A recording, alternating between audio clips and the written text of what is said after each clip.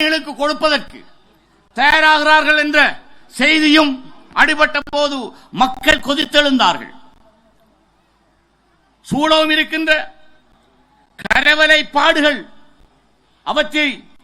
அவற்றிலே மீன்பிடிக்க செல்லுகின்ற அப்பாவி மீனவர்களுக்கு தங்களுடைய பாரம்பரிய மீனவ தொழிலையும் செய்ய முடியாமல் இருந்த போது நாங்கள் தலையிட்டு விமானப்படையினோடு கதைத்து அதற்கான வழியை சமைத்துக் கொடுத்தோம். ஆனால் இங்கு கருமலையூற்று பள்ளிவாசலுக்கு நடந்தது என்ன என்பது சம்பந்தமான பிரச்சனை இருக்கிறது. இது ஒரு சாமானியமான பிரச்சனை அல்ல. இந்த பிரதேசத்தின் மக்களுடைய ஒரு பாரம்பரிய புனித பிரதேசமாக அது கைவிடப்பட்ட பள்ளிவாசலாக இருந்த போதிலும் கூட 2வது உலக மகா யுத்தத்தின் போது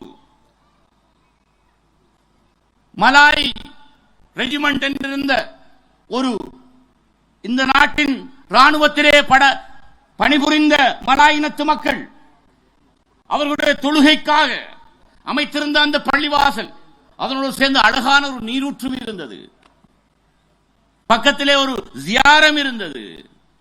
இவற்றையெல்லாம் இன்று அப்படியே இருந்த பள்ளிவாசலையும் இடித்து அதை இன்று ராணுவம் விமானப்படை அப்படியே கையகப்படுத்திவிட்டது. இந்த படுபாதக செயல் கடந்த ஆட்சி காலத்திலே நடந்தது.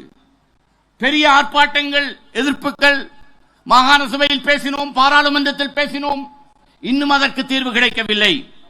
இன்ஷா அல்லாஹ் அமையப்போகின்ற புதிய ஆட்சியில் அடாத்தாக எங்களுடைய படையினருக்கு நாங்கள் கௌரவம் செய்கிறோம், நாட்டை விடுவிப்பதில் அவருடைய பங்குகளை நாங்கள் மதிக்கிறோம்.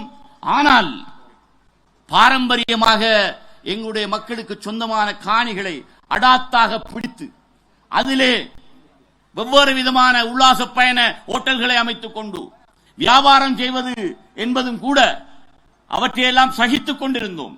ஆனால் எங்களுக்குரிய வணக்கஸ்தலங்கள் எல்லாம் பறிபோகின்ற போது எங்களுடைய இடத்திலே போய் ஒரு மனசல கூடத்தை கூட கட்ட முடியாது, துறைமுக அதிகார சபை வந்து தலையிடுகிறார்கள் என்கிற பிரச்சனை. இந்த பிரதேசத்தின் உறுப்பினராக இருந்த பஷீர் அவர்கள் அடிக்கடி என்னுடைய கவனத்துக்கு இந்த விஷயங்களை கொண்டு வருவார். எனவே இந்த பிரதேசத்தில் வாருகிற சரத்துக்கும் இந்த விஷயம் தெரியும்.